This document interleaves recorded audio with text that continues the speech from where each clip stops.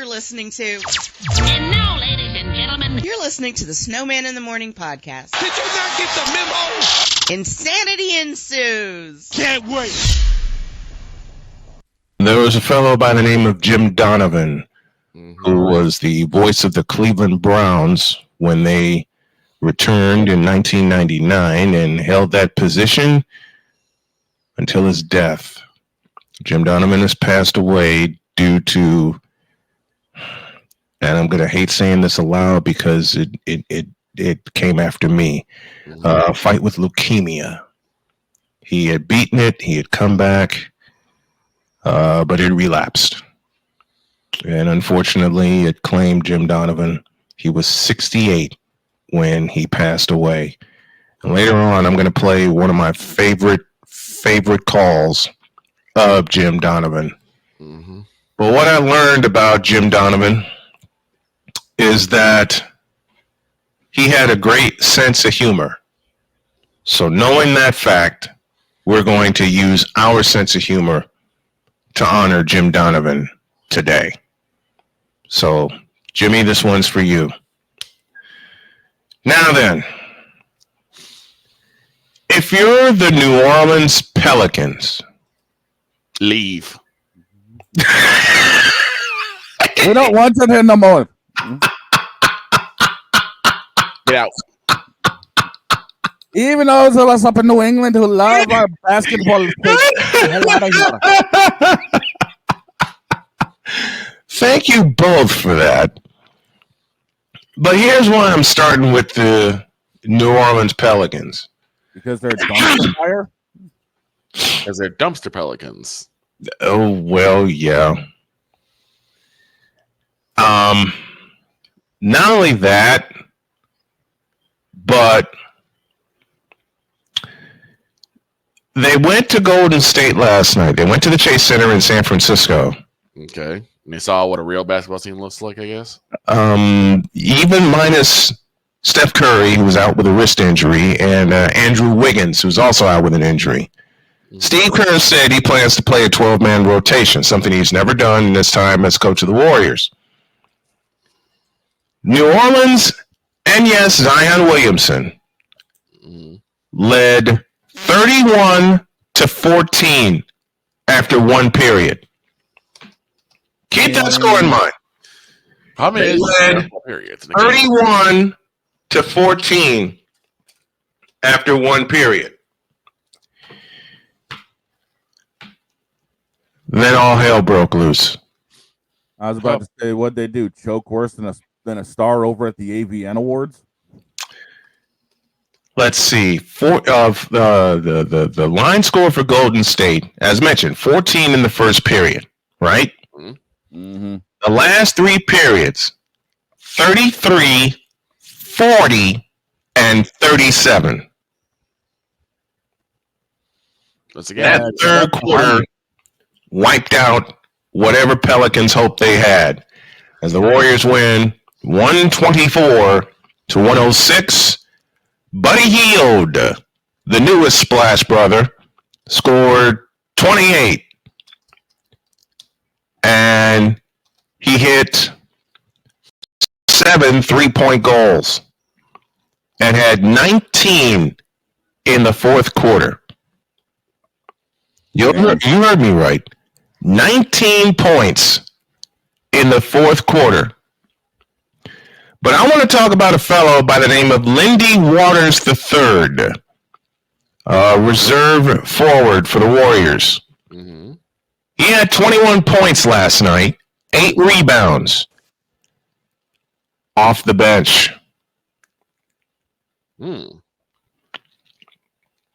So he's going to help lead the bench mob. Moses Moody started in place of Steph. No, in place of Andrew Wiggins. Oh. And Brandon Pajemski started in place of Steph. Oh. Moody finished with 17 points. Pajemski finished with 19. As mentioned, Hield finished with 28. Mm-hmm. You had a team minus 2 of their best players down 17 at the end of the first 12 minutes, and you lose by 18. Just contract the franchise. Are we surprised though? Yes and New no. Orleans Yes and no. And I'll tell you why I say yes and no. Okay. Yes, we're surprised because usually, note the capital letters and the underline, usually a team that holds a 17-point lead after one period walks away a winner. Yeah, but that's a competent NBA team. We're like the world champion Boston Celtics. Yes, we're talking about the New Orleans Pelicans here. Yeah, we're talking about dumpster Pelicans who have not been serviceable. I don't even think since their inception. They were the New Orleans Hornets for a while. Mm-hmm. They were trash then. Then they were bad. Back. They became the Pelicans, and they're still trash. They got their own identity, like Victor said, and they're still trash. They are still trash. They were led by Zion Williamson, who finished with 31 points. Brandon Ingram finished with 30. And that's all. Those are the only two players in double figures for New Orleans. Meanwhile, Golden State was led, I'll say it again, by Buddy Hield, who had 28. Lindy Waters III off the bench with 21. 19 for Brandon Pajemski. 17 apiece for Moses Moody and Jonathan Kuminga. Watch Jonathan Kuminga this year and his growth. Damn. I think I'm going to start another graphic. Uh-oh. What now? Let me get my soundboard up here and I'll tell you. If you're the city of New Orleans, why do you have this team as your representative? Well, not only that, but you got to be thinking, ain't this a Oh, we're gonna start that department. Up 17 after one. But as Victor said, the New Orleans Pelicans are not a competent team. Nor have they ever been. Playoff appearances or not. Yeah, which just goes to show that not only was defense not on the menu, offense decided to leave without paying the bill. Offense decided to check out without even trying to pay the bill. Which is sad because New Orleans was all the ballyhoo when they drafted Zion Williamson. Now, Zion Williamson, to his credit, played 30 minutes last night, was 12 of 19 from the field, had 8 rebounds, and mentioned 31 points. Right. But in a horrible losing effort. Well, I still think that Zion Williamson is a colossal bust. Yeah, he is. And unfortunately, this is just going to be another indictment. But let's be honest, he can't do it alone. There is no one else. Where'd you go? Oh, there you go. We lost you for a minute. I said, the thing is that Zion can't do it alone. And there's no one stepping up. Say that again, please, for those of us in the cheap seats at the Superdome. There is no one stepping up to help Zion. And if I'm Zion, I want out. I agree. Because Zion will never succeed until he goes somewhere else. He'll never succeed until not only does he have a place, like I said, has a mentor program that helps him get himself together, but there's no one else wanting to step up either. I'm going to say this. New Orleans is a fat and sassy team. Yep. Now, when I say fat and sassy, it's like they are lazy. They are shiftless. They don't have any sense of drive. They have no sense of urgency. And you saw it. I saw it in the last 3 quarters last night. Right. Up 31-14. So their line scored 20, 28, and 27. That second quarter doomed them because they let Golden State back in the game. They cut a 17-point lead, the Warriors did, down to 4 at halftime. And then the third quarter avalanche, which is what the Warriors have been known for throughout the Steve Kerr era. Yeah. That was that. 40 points in the third period. That's why you beef up on the points in those first 3 quarters so that even when the avalanche comes, you have a cushion. Mm-hmm. Because, look, let's be honest. What we always say, death by 1,000 backdoor cuts. And that's how they came back and got him. That's how they came back and got him. Death by 1,000, or in this case, 1,000,000 backdoor cuts. And Buddy Hield signing with Golden State did 2 things for me. One, it made me smile because when we lost Klay Thompson to Dallas, and God bless you, Klay Thompson, his number will be retired with Golden State. I guarantee that. Oh, he will. It will. And he's a first ballot Hall of Famer to all of you haters. Secondly, Buddy Hield is now in a system where he can be himself with the right coach. How many times have y'all heard me say he just needed the right coach? Yep. How many times have you all heard me say on this program through Buddy Hield's career, he just needed the right system and the right coach? He had it for a bit in Sacramento. Right. And then that went bust. Now, it's going to be free-flowing in San Francisco. It's me raining 3-pointers again. I can't wait till Christmas Day when the Mavericks face off against the Warriors. And by the way, folks, the Warriors are 3-1 coming out of the gate. No one expected that. They're doing a lot better. It's going to go down to it's going to be a grind and a half. I know that much, but yeah. I'll take 3-1 coming out of the gate than what people were predicting. Well, it's going to go down to a nice long road trip to see where Golden State stands, because their boogeyman has always been on the road. Yes. Yep. They have a 6-game road trip coming up after tonight. They see New Orleans again tonight. And then the 6-game road trip begins. And hopefully I'll get a chance to get Tim Roy on this program, who is the longtime voice of the Warriors and one of my dearest friends. I had someone ask me recently when I mentioned Tim Roy and Bill Schoenig and Wayne Larrabee. He said, how do you get those guys on your show? You're not a broadcaster. Really? You haven't heard my work. I just gave him this evil smile. And I said, actually, I am a broadcaster. You just haven't heard me do my thing.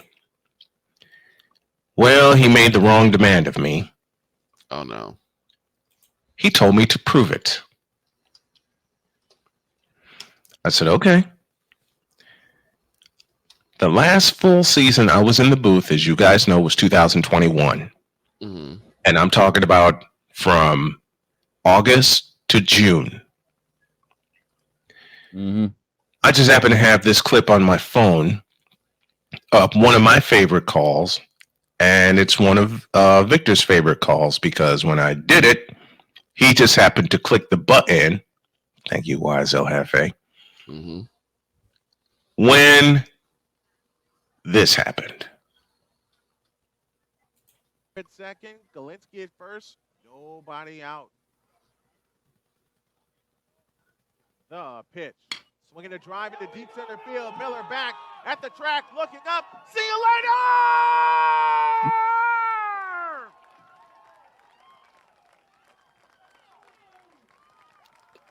The Mad Dog has done it!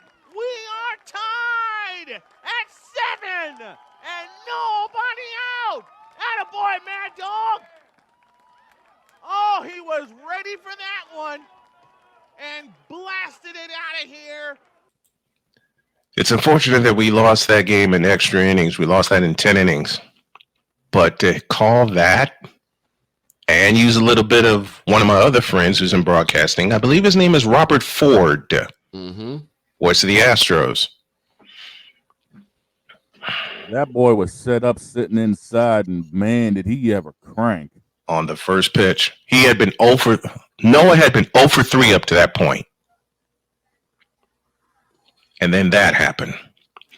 But back to the Warriors. I know it's early. And I'll say it again. I know it's early, and they got the first of many road trips coming up, 6-game road trip coming up in about 5 days or so. But, nene. Warriors' true test will be when they come into Boston next month. Oh my God, yes.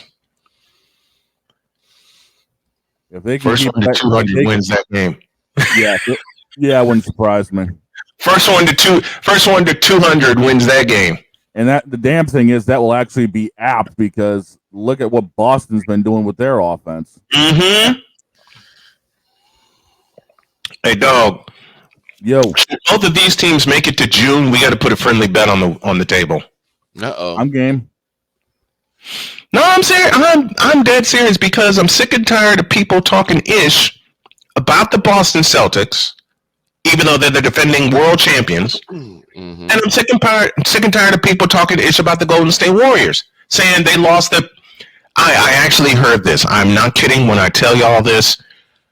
Someone actually said to me, a few people actually said to me that the Warriors lost their biggest piece in free agency. No. I looked at this fish-eyed, idiotic fool, and I said, obviously you haven't seen Stephen Curry play. You know what his next sentence to me was? What's that? Now, I want y'all to hang on tight for this one. All right? I want y'all to hang on tight for this. Oh, boy. His next sentence to me was, quote, Stephen Curry has been washed since 2016. Close quote. Time.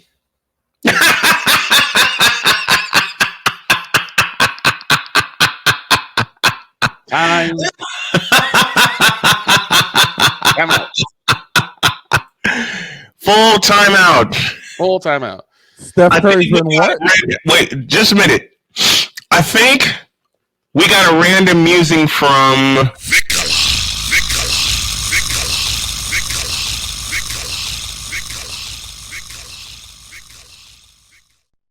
Now, go for it. I gotta back up. Back up. Yes, sir.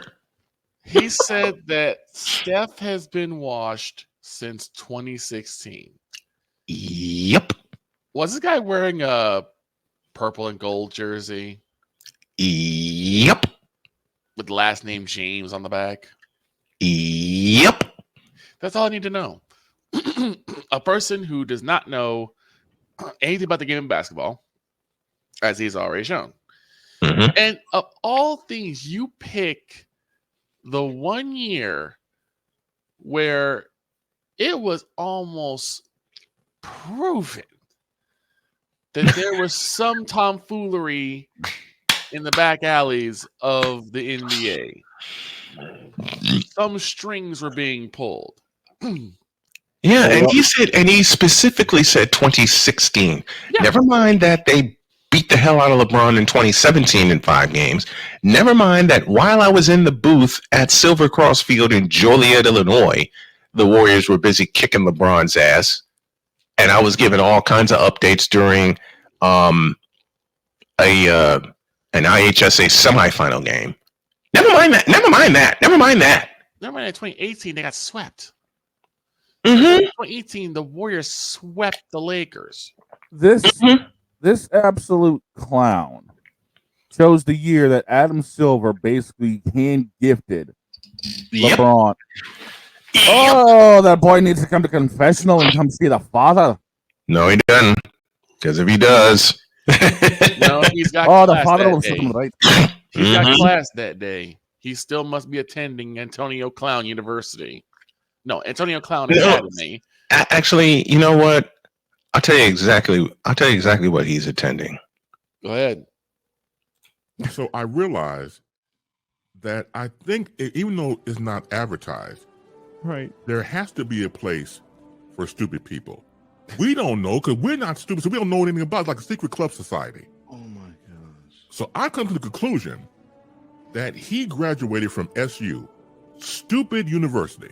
Yeah, and all the stupid ass letters that go along with graduating high honors of being stupid. I can't do no more, man. Vámonos, dominos, vámonos. Stupid university, where everyone graduates. Magna cum stupid.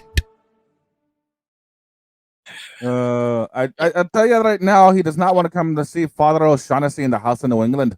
We'll set him straight. We got a name. Cole, we have a name. Yes, we do. Father have a Sean name. O'Shaughnessy. Sean O'Shaughnessy. Which is perfect. Everybody on this program has an alter ego now. Yep. But what gets to me, right, is the fact that when he says that, it's like, did you not see the other years that Steph has been balling? No, he just chose he handpicked 2016. Yeah. And all I had to say to him were two things. Dwayne. Shut up, bitch.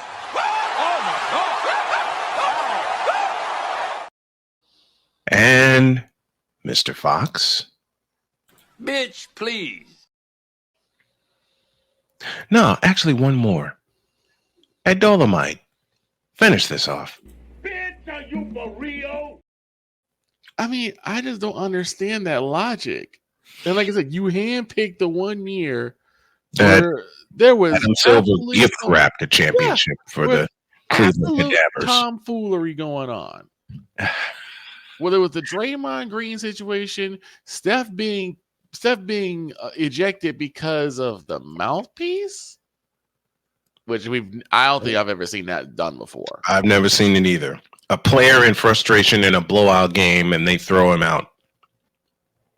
Mm-hmm. I wonder why that is. And Because just so that call was and just so happened Mhm. that it is the only time where a team went from a 3-1 deficit, I believe, to come all the way back and win the championship in a game 7. I still contend, and I will continue to contend, that should have been a 5-game whitewash. It was. That should have been a 5-game conquest because Adam Silver screwed it up. Adam Silver screwed it up. But Why? Because if you were going to suspend Draymond Green, who had his share of tomfoolery, to borrow Victor's word, Yeah. you should have done that the series prior. Yep. In the Western Conference Finals. Yes. Not the World Championship Series. Exactly. If you were following things, Adam Silver, who was a puppet, by the way, and I will continue to say that, if you were following the rules by the letter of the law, Actual protocol. if you'd have suspended Draymond Green for a game in the Western Conference Finals, you wouldn't have suspended him for Game 5 of the World Championship Series because LeBron started that situation and then opened his mouth and put Adam Silver's member in his mouth and dry snitched. Okay? Yeah. So at some point, there had to been someone calling it out. But the thing is that, unfortunately, that year, 2016, gave rise to Bronsexuals being able to stick the chest out and say, we told y'all. He the king. Because you ain't never seen Michael Jordan, win it back from a 3-1 deficit to win a game 7. You ain't never seen Jordan do that. I'm like, yeah, because Jordan never allowed it to happen. Michael never needed a game 7. Exactly. Didn't need a game Michael 7. never needed a game 7 in the World Championship Series. We're up against the break. That's a random musings of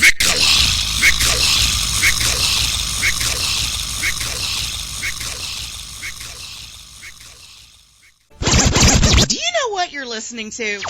And now, ladies and gentlemen, You're listening to the Snowman in the Morning podcast. Did you not get the memo? Insanity ensues. Can't wait. I was saving this, Mm-hmm. But but screw it. In a world where partial greatness is celebrated and total greatness is shunned, there stands to be a figure on the lips of those who love him and those who hate him. The inane comparisons to Michael Jordan and Kobe Bryant continue and has existed since 2003. There is no end in sight, for the battle between those who unconditionally love and unconditionally hate him wages on. These are their stories. Welcome to the Bronsexual Confessions. oh Lord have mercy. Mm-hmm. Mm. I cannot tell y'all how many times I've been called a hater because of one little bitty sentence. That And that is. one little bitty sentence is me saying LeBron James sucks ass as a basketball player. I still remember this one clip, and it's in the clip, and it's stuck in my mind for so long. Shout out to Why So Happy for stuck in my mind. Yes. Yes. Where Snowman on camera said the following. Help me please open it. Quote, LeBron James is trash as a basketball player. A quote that stunned the legendary Cole Johnson. I didn't think I could stun him. He says, I will say it again. As a basketball player, LeBron James is trash. The earth shook. The skies darkened. The seas boiled. And every Bronsexual for 20 some odd thousand miles all rose up and said, what you mean?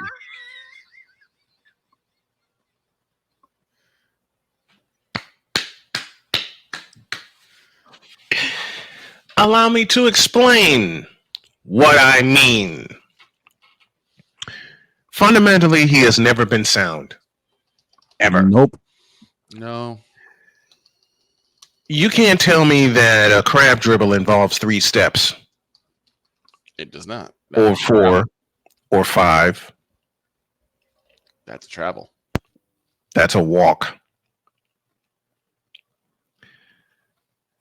They got it so they involved the Euro step, and he added it. Well, he already had it in this game. They just weren't calling it. Yeah.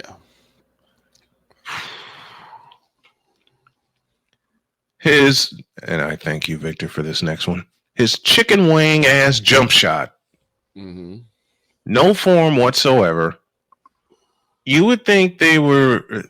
How did you put it, Victor? You would think that this chicken wing jump shot was born at Jewel Osco at 9 in the morning, and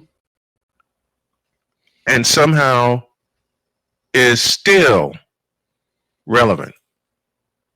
It's still crispy and fresh when you know it's dry. As hell. Been underneath that heat lamp too long. Yep. That thing is. He's been a bull in the china shop for years. Yep. He has charged and knocked over people, and there's been no offensive foul called. He flops, and there's been call after call after call. Mm-hmm. He sat there whining for calls. And he still does. He has thrown teammates under the bus. Yep. And still does. Remember JR? Mm-hmm. Oh, that was bad. Which, look, was a boneheaded move by JR. Yes, I will admit absolutely. that. It was a boneheaded move. Mm-hmm. But there's ways to handle it. There are ways to handle it. Exactly. MJ would have done the opposite and encouraged the young man. You would think. You would think. Thank you, George Carlin. I don't know of a single player that has been better playing with LeBron. I can't think of anybody either. And yet that's the argument that I get all the freaking time. Now, if you see anybody that plays with LeBron gets better. Bull. Which is some grade A, homogenized, Holstein, day-old bullshit. In fact, I can give you a few players who have been worse. Kevin Love. Chris Bosh. Dwayne Wade. Kyrie Irving. Kyle Korver. J.R. Smith. Shaquille O'Neal. Mm-hmm. Oh, Shaq and LeBron just was ruined. It was brutal to watch. AD. Yeah. Let's just say the entire freaking Lakers team for that matter. Don't get me started with Anthony Davis. Captain Glassjaw. Jordan and I were talking about this earlier. Mm-hmm. Before LeBron checked in, and Dre was like, he's looking good when he's by himself. Exactly. He looks competent. He looks healthy when he's by himself. He looks like himself. But then LeBron checks in. Here comes LeBron. And that is the end of that. And now we have to deal with part 2 of this, because we're going to be forced to sit through the rise of Bronny. Now, Jesus Christ. I am still on the side of I want to see the young man grow and progress. I want to see it too. But he's going to have to do it elsewhere. Yeah, he cannot do it with his father's eyes. Exactly, he cannot do it on the same team as LeBron. He's got to be his own man. He has to be. He absolutely has to be. Problem is, he never will be. No, he won't. Which is unfortunate for us to say, but find the lie. I mean, we all know LeBron pulled the strings to get him drafted there. Yes, of course he did. Nepotism is real. Okay, for those of you that don't think it's nepotism, A, look up the definition, and B, tell me it doesn't apply here. I double dare you to tell me it doesn't apply here, which we all know it does. I'll ask you this. I'll ask anyone who doesn't think that nepotism applies in this question. Name a game that Bronny had that you would have said, oh, yeah, I definitely want him on my team. I can't think of one. None. Neither can I. That's why he's down in G League now. That's why he's in G League. That's where he needs to stay. That's why he's still under the thumb, and why he was picked up by the Lakers is under the thumb of his dad. Mm-hmm. It just is what it is, folks. Man, I don't have that much of a hatred for LeBron. I don't. Right. Fundamentally, I hate his game. Mm-hmm. And I've always said that. And I've always said it as a basketball player. Okay. Yeah. I always have clarified as a basketball player. Exactly. All right. We've all made it clear that it's his game that we call into question. It's not him as a person. It's not him as no. I always said the one thing I will give him credit for to the cows come home is that he is as a young black man, 18 years old, coming into a boatload of money. Mm-hmm. Really haven't heard him had any type of legal trouble. Hadn't heard any type of big controversies. There are some that Snowman has already brought up. Mm-hmm. But Nothing like him getting into trouble with the law, him getting into issues, especially no gun charges. Thank God. Right. None of Gambling the frivolity that we see with some NBA players today. He's handled the stigma of a young black man with money, in my opinion, correctly. Well, yes, he's handled it well. Yes. Problem is his game has been coming up short to the point where it seems like the NBA helped him to the chips that he's had. Yes, that's obvious. 2012, anybody? Yeah. 2011 trip to the finals in his first year with Miami. And he couldn't get that right. I will contend to this day. 2011, the Bulls got screwed. It should have been the Bulls. It should have been the Bulls and the Mavericks. And the rivalry that LeBron has developed with Stephen was crafted also. It shouldn't have been LeBron versus Steph. It should have been Derrick Rose. Yep. Versus Steph. The rivalry should have matched Derrick Rose with Stephen Curry. Mm-hmm. Period. I'll say it again for those of us that really understand basketball. The rivalry should have been matched up not with LeBron versus Steph, but it should have been Derrick freaking Rose. Especially considering how those guys play very similar. It should have been Derrick Rose. But Adam Silver, and I will blame him forever for this, saw fit, mind you, to bring LeBron into the equation. Adam Silver under the shadow and under the direction of the old man himself, David Stern. Yep. Mm-hmm. I love David Stern for what he's done for the league, okay? I always will. Mm-hmm. All right? Early parts, yes. Later parts. Early parts, save 1985, and y'all know the controversy with that year. Mm-hmm. And then 2003, the drafting of LeBron just happened to go to the Cleveland Cavaliers. Right. I did not intend for this to be a full Bronsexual episode, but consider the fact it's Wednesday, I'm getting it out the way because we got a ton of football to cover tomorrow and Friday. Mm-hmm. Speaking of which, the coolest sign that my wife got me. Football, damn it. Football. If it were if it were really a sign, if Jody knows me, okay, there would be a 2-part sign, football, and the other sign would be damn it. Right. But you were saying, Snowman. I would never forgive Adam Silver for what he did in 2016.